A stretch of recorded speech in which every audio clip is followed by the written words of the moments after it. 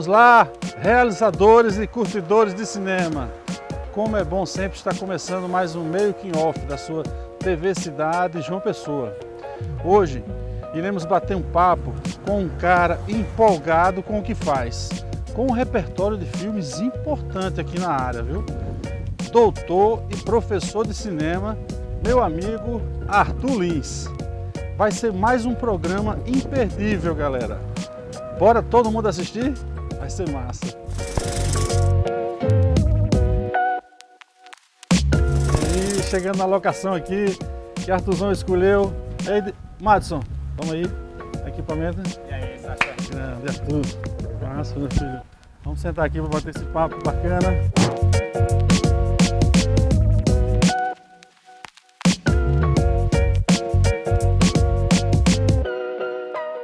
Making Off 9, cena 1, take 1 com Arthur Lins. E aí, Sasha? Rapaz, é uma honra ter você aqui, Agradeço também. querendo conversar contigo já faz tempo. Admiro demais seu trabalho, né? E a gente vai trocar umas ideias aqui a partir do formato do programa. Vamos nessa, bater esse papo sempre bom. Eu queria saber de você logo, assim, eu sei que tu nasceu em Palmares, depois com 10 anos foi para Cascavel, né? Antes de aportar em João Pessoa. Quais são suas lembranças, assim, bicho, desse momento passado aí? Cara, essa fase da infância, juventude, adolescência, assim, né? Muita migração, assim, né? Então morei em Paraná, morei em Fortaleza, no Ceará e em Pernambuco, né? Palmares, assim. Então minhas lembranças são muito fragmentadas, assim, vamos dizer assim, né? As relações muito... amizades que vão se construindo e depois também você vai se distanciando, né? A família também que vai se separando, cada um vai ficando no estado. Mas tem muitas lembranças, assim, né? Uma fase de formação muito importante nas nossas vidas, né? Você acha? Esse momento, assim, de se entender no mundo, assim. Alguma coisa nesse momento já te dizia, assim, mais ou menos que tu ia trabalhar com o cinema? Eu tinha uma relação com o cinema muito forte, a partir talvez dos meus 10, 12 anos, assim. Porque, enfim, o fato de gostar muito de ver filmes, né? Assim, primeiro televisão, assistia muito aquele programa de Zé do Caixão que passava na Bandeirantes à tarde, assim. Então, estudava de manhã e de tarde assistia esses programas, assim, que esses filmes de terror que passava na Bandeirantes de tarde, assim. Isso me entusiasmava muito, assim, esses filmes, essa minha relação com as imagens e tudo. E com 12 anos, meu pai comprou uma revista, que era a Revista 7, revista de cinema. Um pouco falava sobre os lançamentos dos filmes na sala de cinema e tudo, e eu adorava acompanhar esse rolê do que estava acontecendo nos filmes, assim, né, que estava sendo lançado. E aí na cidade que eu morava não tinha sala de cinema, e aí começou a ter. E aí aos 12 anos eu comecei a ver filme, e, enfim, a partir disso acho que só foi um desdobramento do meu desejo de continuar vendo filme e fazendo filmes, assim, sabe? Eu vi que você teve uma oportunidade massa para ver muito filme, que você trabalhou na locadora, né? Aí um pouco mais tarde, assim, né? Já fui procurando trabalhar na locadora, porque eu já gostava de filme. E aí eu pensei, pô, vou trabalhar no lugar que eu possa assistir filme de graça, né? Aí eu fui trabalhar na videolocadora com uns 17 anos, assim. Aí fiquei uns 3 anos trabalhando em videolocadoras, Fortaleza e aqui em João Pessoa.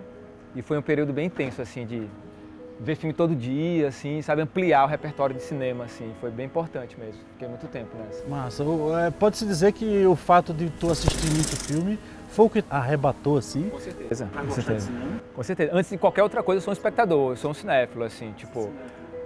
Pra mim, todas as minhas escolhas profissionais, assim, parte um pouco desse desejo que vem a partir da minha relação de assistir filmes, assim. Assistir filmes, com certeza, é um dos atos que eu mais fiz durante a minha vida, assim, em certo sentido, nesse momento, assim. Junto com ler livro, eu gostava muito de literatura, assim, então a coisa da ficção, das histórias, das narrativas, assim, sempre me acompanharam. Mas realmente ver filmes eu acho que foi o que mais me seduziu para a área de produzir imagens, assim, com certeza. Pra galera que tá assistindo aí, que vai assistir a gente aí muitas vezes e tal, né? Tua filmografia, fala assim bem direto. Quais filmes tu já fez assim até agora? Tá. Fala aí. Eu tô lançando agora, esse ano, né, meu 7º filme, assim, que eu considero, enfim, assim, meu 7º filme. São 5 curtas e médias, assim, e 2 longas-metragens e tudo. E aí tem Fazedor de Filmes, que foi o primeiro filme, um curta-metragem, um documentário, que foi realizado em 2007, se não me engano.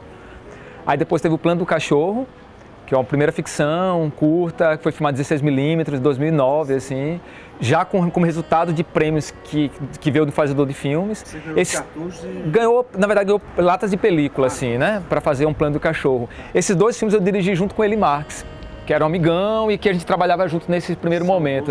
Exatamente, Saudoso Eli. Então esses 2 são meus primeiros filmes, junto com Eli, a gente dirigiu juntos, processo bem colado os 2, assim, né.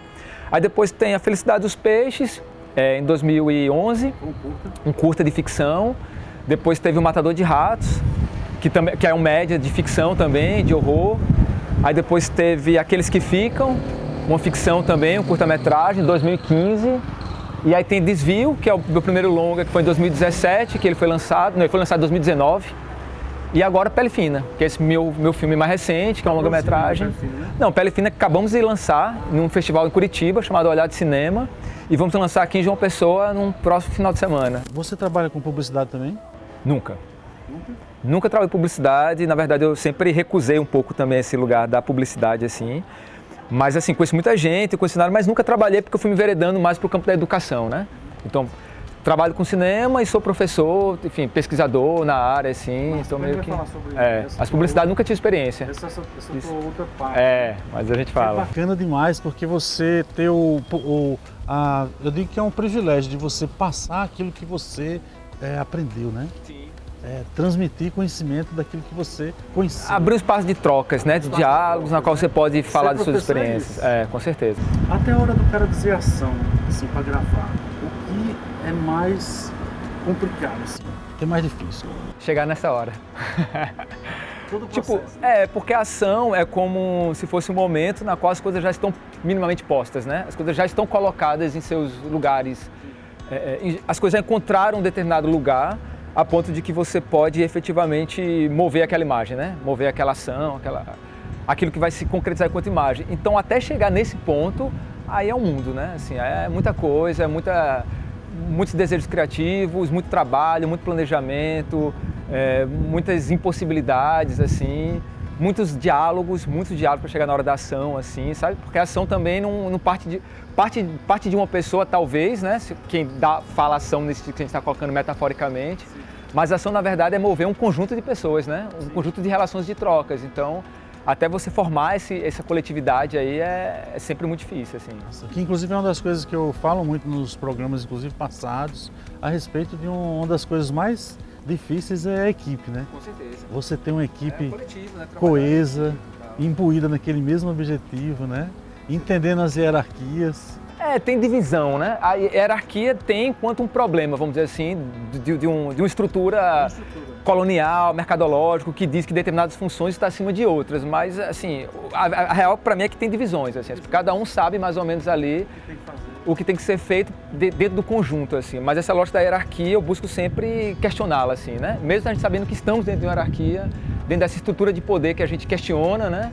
Que nos oprime, mas a gente sabe que faz parte dela, em certo sentido. A gente busca recusar isso em prol de perceber... A questão não é quem está acima ou abaixo, mas quem está do lado, né? E aí, se está todo mundo do lado, assim, está olhando junto, está caminhando juntos, assim, as coisas... Flui, né? Mesmo com suas diferenças, mas, tipo, assim, um filme, ele tem muitas diferenças internas, né? Cada pessoa está vendo um filme de um lugar diferente, pensa coisas diferentes, e isso é ótimo que seja assim. A questão é a gente entender como a gente continuar fazendo os filmes e como a gente talvez potencializar melhor esses encontros, né? Exatamente. Você fala em carga de horário, né? A galera não sabe, mas cinema é 12 horas, né? Por dia. 12 horas diária. Geralmente a carga de trabalho é mais isso. E geralmente de domingo a domingo, né? Aí tem questões assim, né? Não é necessariamente domingo, porque a equipe de trabalho às vezes tem que filmar no domingo, né? Então, assim, o set de filmagem já não está dentro dessa lógica do horário comercial padrão, né? A gente trabalha madrugada, de manhã cedinho, um dia de manhã, outro dia madrugada, domingo, às vezes trabalho feriado. Isso para cinema não é, vamos dizer assim, não tem essa divisão tão clara, né? Isso vai depender de cada método de produção, de cada modelo. Nossa, demais você falar isso. Mas há elementos que regulam, vamos dizer, essas relações de trabalho, assim, né? Tipo, tabelas e tal. Gosto demais daquela coisa que eu li sobre você, né?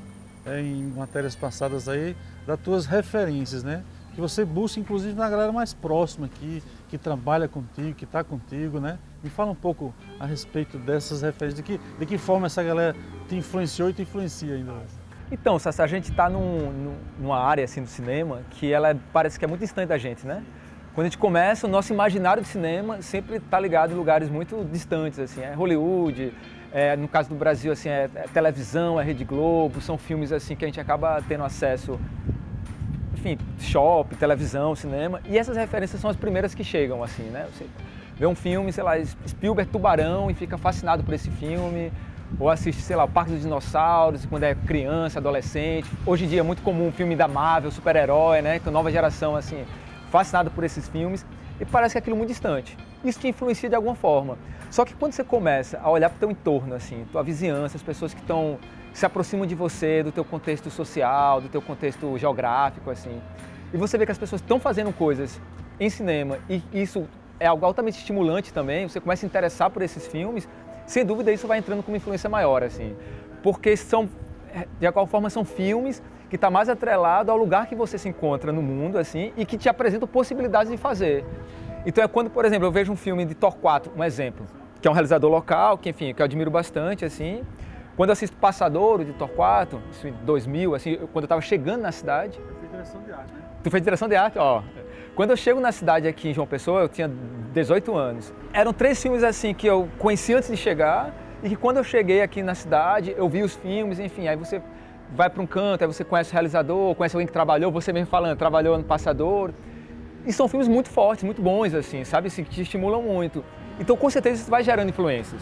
Aí depois, sei lá, Cão Sedento, Bruno de Salles, Sweet Caroline, Diana Bárbara, aí são filmes que eu fui acompanhando mais próximo e que vão me estimulando também e que vão me abrindo a possibilidade. É quando você vê um filme e fala assim, isso pode, eu posso fazer isso também, sabe? E para mim esse é o melhor momento das referências, assim, é quando você sai um pouco dessas referências maiores, que são inacessíveis, né, assim, você pensar. Pô, Scorsese é um cineasta que me influencia, mas é inacessível a parada de produção e o lugar que ele se encontra enquanto mercado de trabalho, enfim, enquanto estrutura de poder e econômica e tal. Aí você olha para o teu entorno e fala, isso é possível, então eu vou fazer isso que é possível. E aí isso me influencia muito, assim. Viver num cenário na qual eu me sinto próximo às pessoas que estão fazendo coisas que me interessam, sem dúvida, é a melhor coisa, assim, para mover novos filmes, assim, com certeza. Né?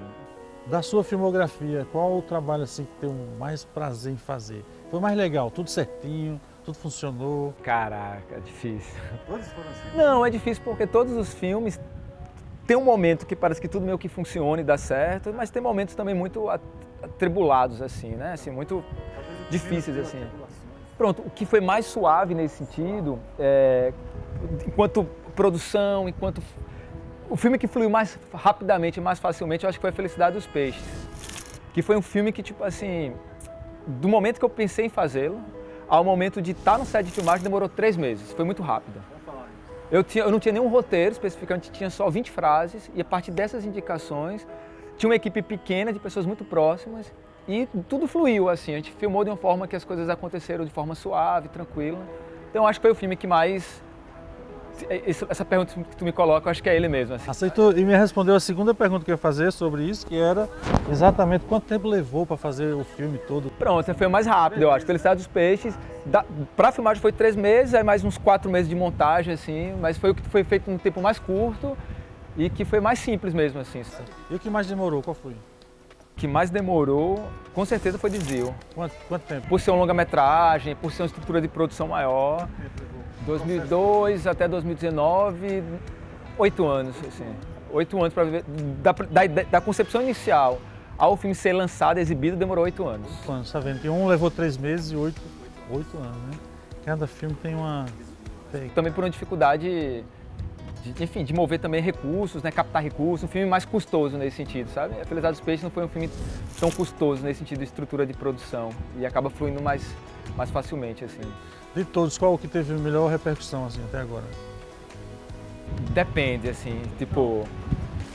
Sei lá, mais premiado? Não, assim, o Desvio ele vai ter um tipo de repercussão diferente porque ele é uma longa-metragem e ele acaba acessando espaços diferentes, assim, sabe? Então eu diria que Desvio, nesse sentido, é o que mais deu visibilidade aos meus filmes. Por ser um longa, né? Por ser um longa e por entrar dentro de determinados lugares que o curta não acessa, vamos dizer assim. E dos curtas eu acho que A Felicidade dos Peixes foi um filme que mais circulou em festivais, que teve mais essa essa questão da premiação, assim, sabe? Mas eu sinto hoje que, tipo, que essa questão da repercussão não está em um filme específico, mas está numa relação que você vai construindo ao longo de sua trajetória com os filmes. Então cada filme vai despertar interesses diferentes, pessoas diferentes. Não tem aquele filme que de repente é repercussão e o outro não é. Não, cada filme vai acessar pessoas diferentes, públicos diferentes. Um filme te leva para um espaço, outro filme te leva para outro. Então eu vejo mais como uma continuidade de um processo. Cada filme faz parte de um processo que está em construção, né? E aí a repercussão vai sendo gradativa mesmo. Desvio com meu pai e o nome dele, do ator principal. Do Desvio, Daniel Porpino. Daniel Porpino. É. Meu Teu pai tá no filme, Fernando Teixeira, faz um personagem, faz uma ponta. Muito bom, foi um prazer. Bonito, fotografia do caramba. É de Rodolfo, né? Não, a fotografia é o fotógrafo de Lucas Barbie. Ele é mineiro, mas ele morava em São Paulo na época. Nunca trabalhei fotografando com o Rodolfo, assim. Tipo, ele já trabalhou como assistente de direção comigo, já trabalhei nos filmes dele. Mas eu não tive essa oportunidade, quero trabalhar, bicho, amigão, assim, mas a gente nunca teve ele fotografando o filme comigo, nunca rolou ainda. Não rolou ainda, vai rolar. Assim. Qual a melhor hora do diretor? Melhor hora. Melhor hora? É, melhor hora. Do diretor de um filme, assim. Qual a melhor hora? Melhor hora que você diz assim, no set, no momento? Não, no set, sim, no set. Qual é a melhor hora pra ele, assim? Cara, a melhor hora eu acho que é quando você termina a filmagem, assim, e você sente que, tipo assim, que a coisa fluiu, assim, sabe? O Tipo, negócio tá trabalho feito, exatamente. Trabalho pronto, exatamente. Finalizado. Porque até finalizar é um processo longo, né? E aí tem um sofrimento aí, né? O que é importante, Arthur, eu tenho a minha visão a respeito disso, para um cara ser um bom diretor de cinema, assim. Para a pessoa dirigir bem, eu acho que o importante é, tipo assim, saber se relacionar com as pessoas que estão trabalhando conjuntamente com você em prol de um filme, assim, né? Primeira coisa, eu acho, assim. Porque muita gente, tipo, tem muitas ideias criativas, tem muitas ideias, tem muito desejo de fazer filmes, mas na hora de lidar com o processo, com o trabalho de direção, de concepção de cena, de escutar, de dialogar e tal, sente dificuldade. Então, eu acho que é pensar que o diretor não está no roteiro, nem está na montagem, está no set, mas ele está acompanhando todas essas etapas, assim. Então acho que o que precisa é muito isso, assim, saber dialogar, velho. Assim, acho que o diretor é muito de quem sabe escutar e quem sabe processar as informações, ou pensar, ou ter atenção a isso, assim.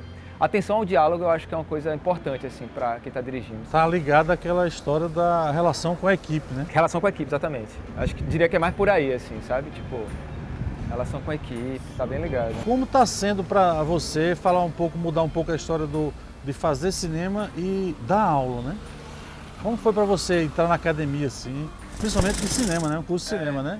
É até importante falar isso mesmo, Sacha. Tipo assim, eu começo a fazer cinema e aí nesse percurso, eu estou paralelamente na universidade como estudante, né? Eu fiz jornalismo porque não tinha curso de cinema na época, em 2013 e tal.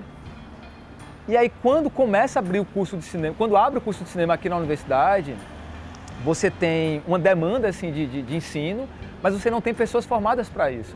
Porque a nossa relação com fazer cinema, minha geração, creio que a sua, né, nossa, assim, tal, é muito da prática, é muito intuitiva, assim. Tipo, as pessoas têm formação em jornalismo, em literatura, em outras áreas, mas ninguém foi formado em cinema. Eu falo muito que o set é a escola. O set é a escola, o fazer é a escola, a gente é dessa escola, assim, então. E eu sou dessa escola também, né, assim, do fazer, do ler, do estudar e tal, mas aprender fazendo, né. E aí, quando você abre o curso de cinema, por eu já ter essa experiência na prática, vamos dizer assim, eu sinto que é uma possibilidade também dar aula. Eu não seria professor, eu acho que fosse outro curso, entende? Tipo assim, eu não me sinto um professor que descobriu no cinema um lugar da aula. Eu sou uma pessoa que trabalha com cinema, que por coincidência, por encontros de vida e tal, entendi que eu tenho algo ali que eu poderia, minha experiência, trazer para a universidade, exatamente. Prática, reflexiva ali, mas eu trazer a experiência para a universidade. Foi o que aconteceu comigo na academia também, que eu sou... Já fui, né, professor, no momento não sou agora de publicidade, mas eu já vinha do mercado, né, com a bagagem do mercado, né, e aí você poder passar isso para os alunos é muito bacana. É o que me senti mais preparado para dar aula, foi fazer filmes e foi participar de cineclube. De cineclube, porque cineclubismo é isso, né, antes mesmo da gente pensar enquanto professor, coisa do tipo, a gente está exibindo filmes e está debatendo os filmes com o público, com os espectadores, então... O cineclubismo é o que me formou, vamos dizer assim, e o que me deu segurança para poder estar na universidade. E aí foi meio que esse processo mesmo. Massa demais. Então, ó, aproveitando a deixa do Cineclube, certo? A gente vai fazer um intervalo agora e daqui a pouco a gente vai saber um monte de coisa a respeito do Tintim Cineclube.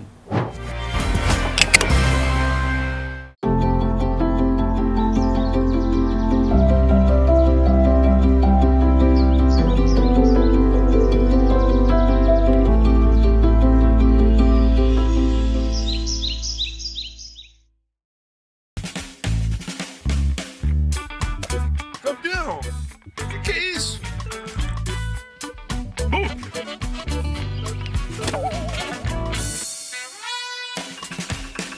Pare de arremessar lixo na rua. Além de ser uma tremenda falta de educação, traz doença, enchente e poluição. Não jogue lixo na rua. A cidade agradece. Aê, mão santa! Ministério Público do Distrito Federal e Territórios. Pessoal, voltando aí para mais um Making Off, dessa vez com o querido amigo Arthur Lins, cineasta, diretor aqui, renomado. No intervalo a gente falou que ia comentar sobre o Tintim Cineclube, uma coisa que você fez parte, eu soube da repercussão, foi muito bacana na época. Lembra um pouco a respeito de como era o Tintim? O Tintim é esse ambiente cineclubista, vamos dizer assim, né? Que me formou, assim, tipo, eu sou formado pelo Tintim Cineclube certamente, assim, me formou nesse sentido que a gente está conversando, né, assim, de ter mais segurança para poder falar sobre os filmes, discutir filmes, debater, entender o filme não só como uma obra em si, mas como aquilo que faz a gente se desdobrar em conversa, um filme que faz a gente querer falar sobre os filmes, assim. E aí o Tintim Cineclube era um cineclube que já existia quando eu entrei na universidade aqui, né, acho que foi Ana Bárbara e Liuba que estavam na concepção inicial desse cineclube, quando elas trabalhavam, estudavam na Aliança Francesa, não me lembro, assim, acho que eu nem morava na cidade ainda. E aí eu comecei a frequentar o Tintim Cineclube, quando eu estava fazendo a universidade. E depois de frequentar um tempo, a Ana Bárbara me convidou para trabalhar junto com o Tintim Cineclube, assim, trabalhar ali também na equipe de curadoria, de assessoria de comunicação. Foi vinculado ao projeto da ABD, que é a Associação Brasileira dos Documentaristas. E foi ali onde, de alguma forma, eu me formei, nesse sentido de conhecer mais gente do cenário cultural paraibano, de ter mais trocas com essa ideia de público, com espectadores, assim. E estava em funcionamento até antes da pandemia, talvez retorne, é sempre aquela história, assim, né? A continuidade de um projeto, assim, cultural é sempre algo que a gente tem que pensar, mas o Tintim Cineclube foi importantíssimo para uma galera, assim, aqui de João Pessoa, sem dúvida, assim, não só para mim. Tem uma galera que deve não saber como funciona o Cineclube. Comenta como era. O cineclubismo, assim, né? Essa prática do cineclube é basicamente a gente assistir um filme e discutir o filme, assim, depois, assim, né, com as pessoas. Então o Cineclube é uma sessão aberta, vamos dizer assim, é uma sessão de cinema. Questões técnicas ali do filme, como é que... Não só, curiosidades, questões técnicas, questões conceituais. Agora, o que é importante no Cineclube nesse sentido dessa prática, dessa relação, é apresentar filmes que dificilmente teria outra forma do público conhecer. Assim, então a gente, por exemplo, no Tintim Cineclube, o foco era curta-metragem. Então, curta-metragem, principalmente naquele momento assim que a gente estava exibindo, não é algo que você acessa muito no cinema, não tinha muito essa lógica ainda dos filmes que se espalhavam pela internet. Então, era meio que apresentar determinados filmes a partir de um processo de curadoria que os curadores acham relevantes para colocar em um debate social, assim, né? Em um debate de formação de público, de questões do tipo, assim. Então, o cineclubismo mais como essa prática, assim, da gente pensar filmes que a gente julga importantes ser discutidos naquele momento, naquele contexto que a gente se encontra. E aí, enfim, é uma prática que a gente está sempre fortalecendo, assim, né? Importante, assim. Ainda mais nesse momento, todo mundo vê filme em casa, Netflix não discute mais, assiste o filme e nem conversa mais com alguém sobre os filmes. Então, o cineclubismo é para estimular esse diálogo, assim. Vamos falar sobre filmes? É uma troca muito interessante, né? E a partir dos filmes, falar sobre a vida, sobre coisas mais amplas, assim, né? Como você falou, não é só sobre o cinema. Retomar, então, aí um tempinho. Junto com outros cineclubes que certamente existe aqui na Paraíba, aqui em João Pessoa, assim, né? E convidar quem tiver a oportunidade de ir para os cineclubes que conheçam, assim, frequentar. Sem dúvida é um espaço importantíssimo, assim, de formação e de troca. Soube que você está fazendo doutorado em cinema? Terminei agora, Terminou o doutorado? Terminei em cinema. Doutor em cinema? Recém-doutor em cinema, exatamente, no curso de cinema. Até finalizei meu processo de doutorado que foi realizado na UF, PPG Cine, agora esse ano, em junho. Qual foi o tema da sua O tema foi a relação do cinema brasileiro contemporâneo com o gênero de ficção científica, nos últimos 10 anos. Assim. Então eu pensava um pouco como é que a ficção científica, enquanto gênero, se coloca diante de alguns filmes brasileiros realizados nos últimos anos. Como Batiguano, filme aqui da Paraíba, como Branco Sai, Preto Fica, de Adilei. O Batiguano eu editei, exatamente. Então, alguns filmes que lidam com ficção científica e que, para mim, dizem muito sobre o momento político que a gente está vivenciando, o momento estético também, o momento sensível de uma certa geração, assim. Então, foi um pouco por isso. Mas, realmente, Batiguano eu tive essa relação mais próxima. Mas eu estudo outros filmes que eu não me envolvi enquanto trabalho, assim, né? Foi mais enquanto análise, enquanto gesto mais de pesquisador mesmo, assim. O que não pode faltar nas suas produções cinematográficas? Nas produções, o que não pode faltar... Tirando 3 tabelas, fita crepe e cabo HDMI. Cara, não pode faltar energia, né? Energia coletiva, assim. Se acabou a energia, acabou o set. Mais uma vez, relação com a equipe. É tudo, velho. Tudo parte disso. Equipamento, estrutura de produção, isso vai mudando, isso é detalhe. O que importa é a energia que é colocada no processo criativo, assim, velho. Sempre, velho. O que não pode faltar é quando você está no set de filmagem, todo mundo já passou por isso. Tá todo mundo abatido, com fome, desanimado, ninguém sabe o que tá fazendo. Acabou, velho. Acabou o filme, assim, e tal. Então, a manutenção da energia criativa é o mais importante, né? Que a gente tem que pensar, assim, colocar. Então, não pode faltar isso. Vou migrar para uma área que a gente, apesar de não ser o técnico específico, mas a gente curta, a gente sabe que é a parte da fotografia, certo? Qual a importância da luz nos projetos de cinema seu?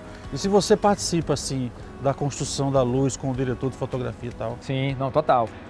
Essa parte do aparato da fotografia, vamos dizer, da concepção que vem antes, né, é algo que me move muito, porque eu acho que, tipo, no momento que a gente está concebendo essas imagens, isso no processo mesmo do roteiro ou da concepção, a gente já está iluminando essas imagens, assim, né? A gente sabe que imagem é luz e tal, então a gente já tem uma certa tonalidade, uma certa atmosfera, que isso já está quando está escrevendo o roteiro, já está no momento que você fala sobre determinado filme, assim, eu estou com ideia aqui e tal.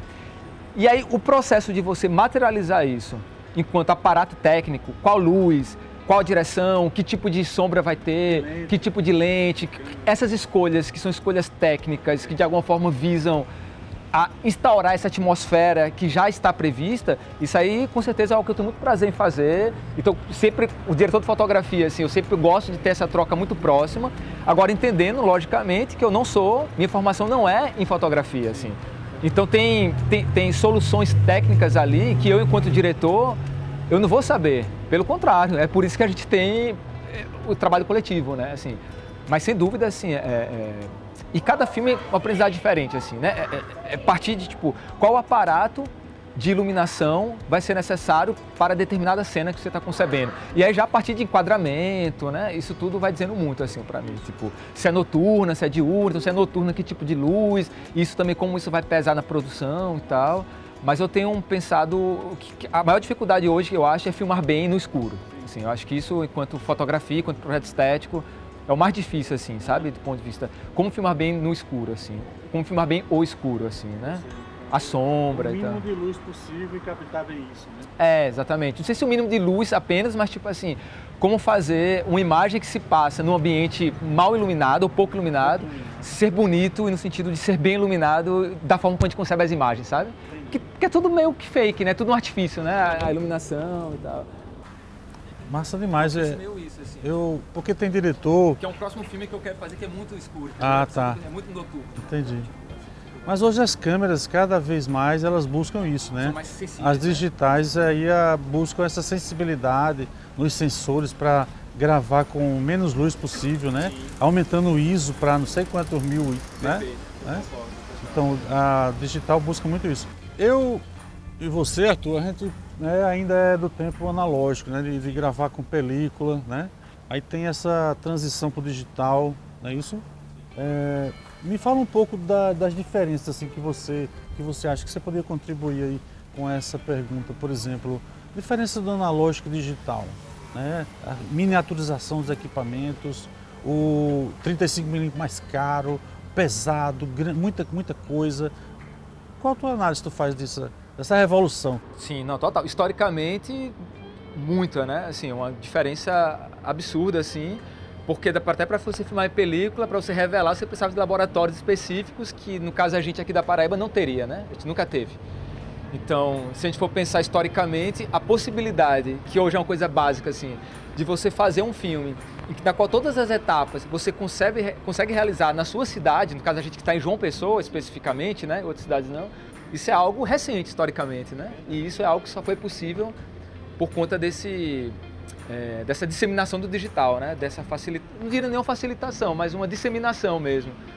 Eu acho que, tipo, a película ali, ela de alguma forma demandava processos laboratoriais que a gente não tinha o mínimo de possibilidade de acesso, assim.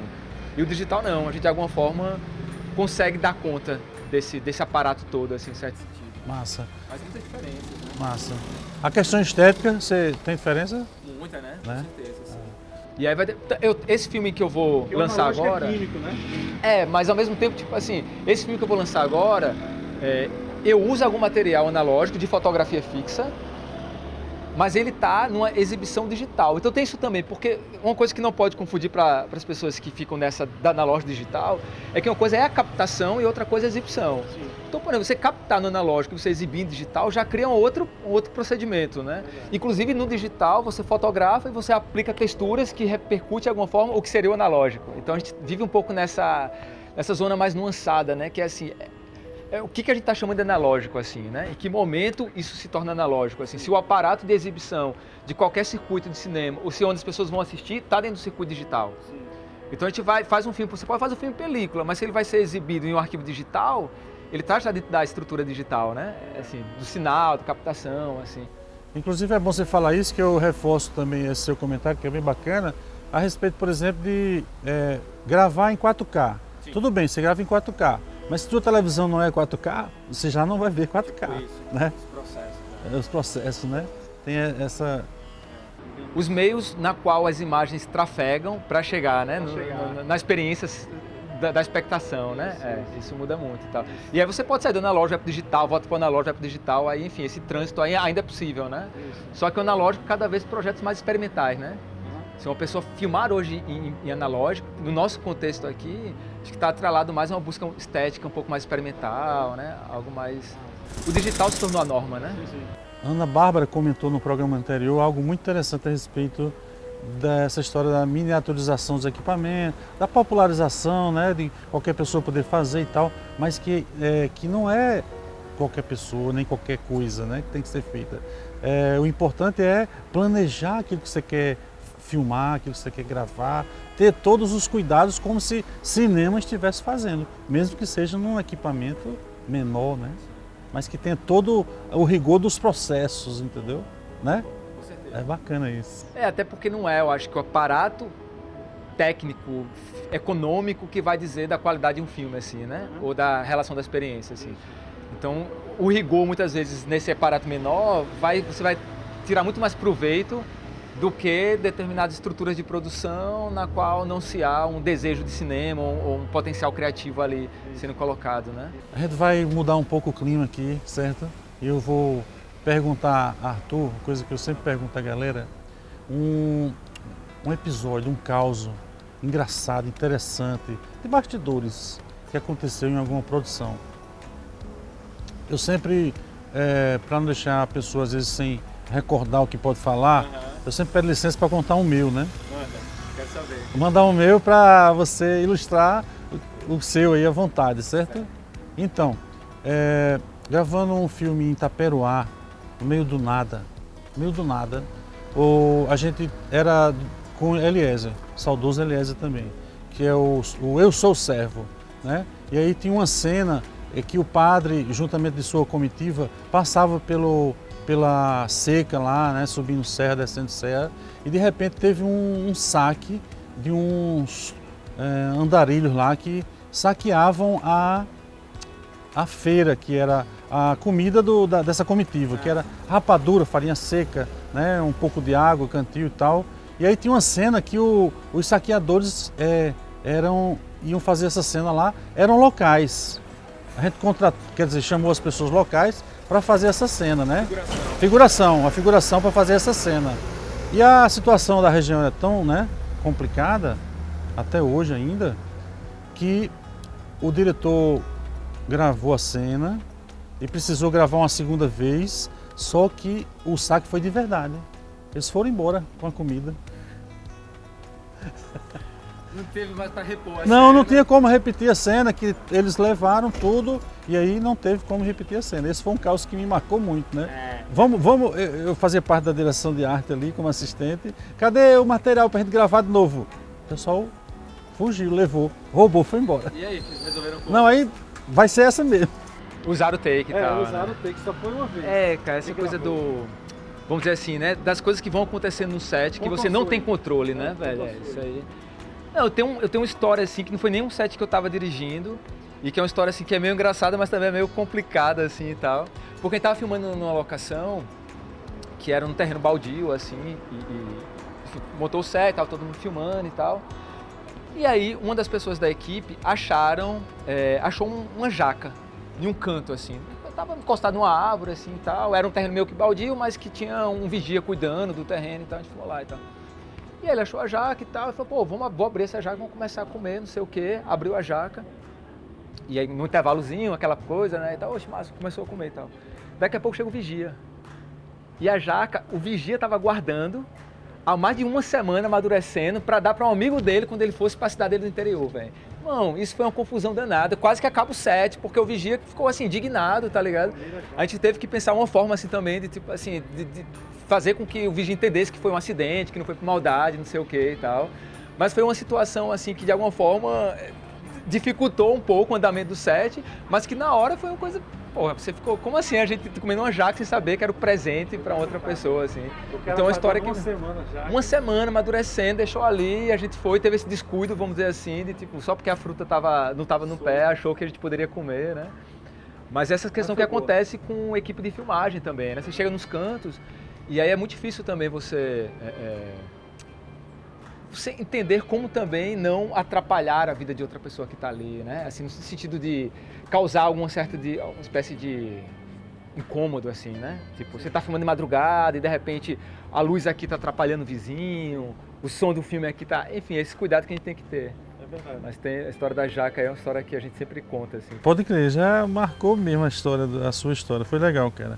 Agora eu queria pra gente fechar o programa de hoje, eu sempre pergunto isso, pra gente fechar com um legado aí de Arthur a respeito do que precisa, assim, cara. A galera que ama tudo isso, que gosta de fazer cinema, que gosta de estar no set de filmagem, que gosta de produzir, né?